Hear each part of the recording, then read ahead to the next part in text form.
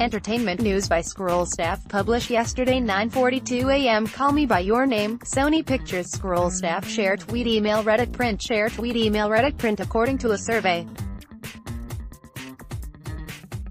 by the media monitoring organization, the Gay and Lesbian Alliance Against Defamation. Only 14 out of 109 Hollywood films released by major studies in 2017 featured gay, lesbian, bisexual, transgender and queer characters.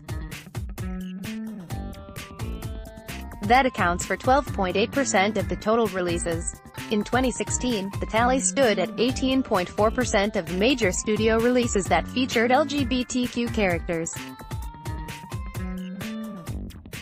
The number arrived at by the 2017 survey is the lowest since GLAAD began issuing annual reports in 2012. The study, called the Studio Responsibility Index, also found that of the 14 Hollywood films of 2017 that featured LGBTQ characters, the characters were on screen for less than 5 minutes in 7 of them. A positive development was that 16 of the 28 LGBTQ characters identified by the study in 2017 studio productions were people of color. These accounted for 57% of the total characters, a significant rise from 2016, when 20% of the LGBTQ characters were people of color. Gay men accounted for 64% of the total characters accounted for by the study. While lesbians and bisexuals characters found representation, none of the characters were transgender people, the study found. GLAAD reviews films and analyzes the representation of LGBTQ characters in them based on the Vito Russo test, named after the film historian and GLAAD co-founder. To pass the test, a film should contain a LGBTQ character who must not be particularly identified by their sexual orientation or gender identity, and upon the character's removal, the film's storyline should be significantly affected.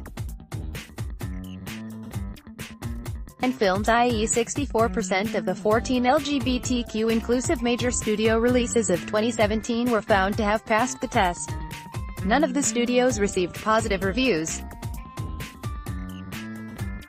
The highest ranking went to Fox, whose film Alien Covenant featured a gay couple aboard the spaceship, and Universal, which featured a prominent lesbian character in its film Pitch Perfect 3.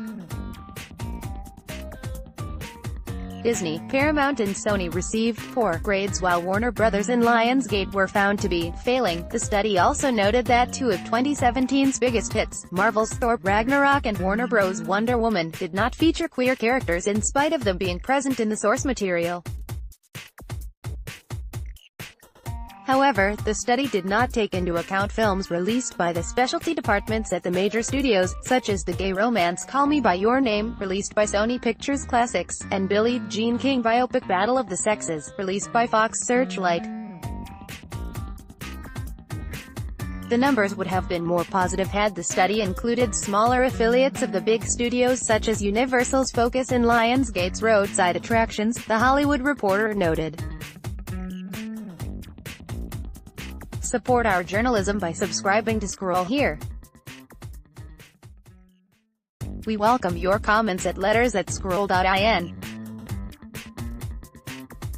LGBTQ representation in Hollywood. Hollywood-sponsored content by published yesterday 2:12 p.m. Amazon share tweet email Reddit print share tweet email Reddit print. The end of the World War had bought America victory but not security. This quote from Lawrence Wright's Pulitzer Prize-winning book, The Looming Tower, gives a sense of the growing threat to America from Al-Qaeda and the series of events that led to 9/11. Based on extensive interviews, including with bin Laden's best friend in college and the former White House counterterrorism chief, The Looming Tower provides an intimate perspective of the 9/11 attack. Lawrence Wright chronicles the formative years of Al-Qaeda, giving an insight into bin Laden's war against America. The book covers in detail the radicalization of Osama bin Laden and his association with Ayman al-Zawahiri, an Egyptian doctor who preached that only violence could change history. In an interview with Amazon, Wright shared, "I talked to 600-something people, but many of those people I talked to again and again for a period of 5 years, some of them dozens of times.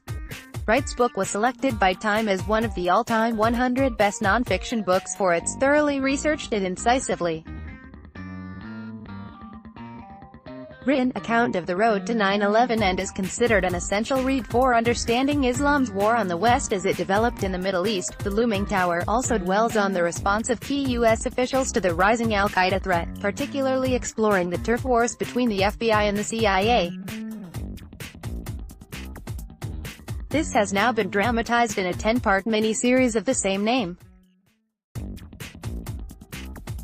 Adapted by Dan Futterman, of Foxcatcher fame, the series mainly focuses on the hostilities between the FBI and the CIA. Some major characters are based on real people, such as John O'Neill, FBI's foul-mouthed counterterrorism chief played by Jeff Daniels, and Ali Soufan, O'Neill's Arabic-speaking mentee who successfully interrogated captured Islamic terrorists after 9/11, played by Tahar Rahim. Some are composite characters, such as Martin Schmidt, O'Neill's CIA counterpart, played by Peter Sarsgaard. The series, most crucially, captures just how close U.S. intelligence agencies had come to foiling al-Qaeda's plans, just to come up short due to internal turf wars. It follows the FBI and the CIA as they independently follow intelligence leads in the crises leading up to 9/11, the U.S. Embassy bombings in East Africa and the attack on U.S. warship USS Cole in Yemen, but fail to update each other. The most glaring example is of how the CIA withheld critical information. Al-Qaeda operatives being hunted by the FBI had entered the United States, under the misguided notion that the CIA was the only government agency authorized to deal with terrorism threats. Depth of information in the book has translated into a realistic recreation of the pre-9/11 years on screen. The drama is even interspersed with actual footage from the 9/11 conspiracy attack and the 2004 Commission hearing, linking together the myriad developments leading up to 9/11 with chilling hindsight. Watch the trailer of this gripping show below. The Looming Tower is available for streaming on Amazon Prime Video, along with a host of Amazon originals and popular movies and TV shows.